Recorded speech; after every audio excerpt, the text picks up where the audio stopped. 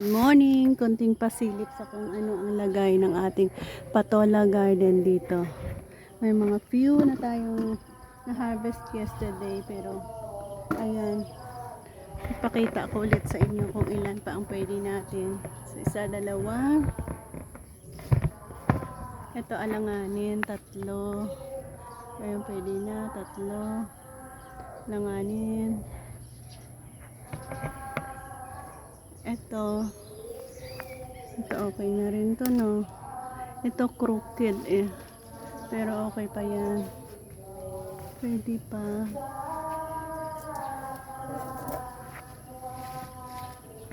Ayan, medyo madami pala tayo pwede yung harvest na. Isa din ito. Ang ganda nito, ang ganda ng size niya.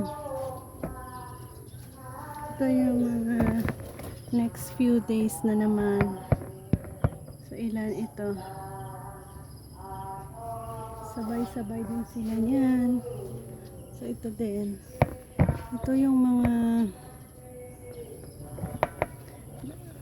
next pwede na naman natin harvest. Ayan, ang ganda, ito rin, ayan, non-stop tayong makapag-harvest dito. Kahapon nag-harvest tayo, and then ito naman mag-harvest ulit tayo. Meron pala doon sa taas, sa pinakataas. Pwede ko na siguro makuha yan. Ayan. So kuha tayo ng ilang piraso. Unahin natin yung pinakadulo. Ayan, isa yan sa pwede natin makuha.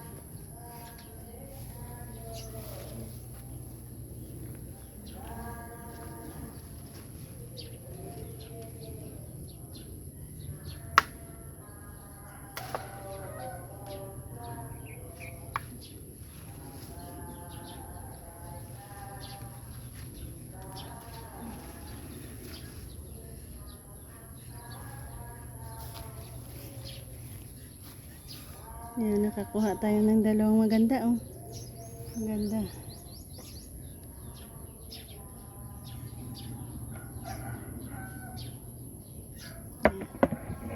Ito yung area ng ating patola.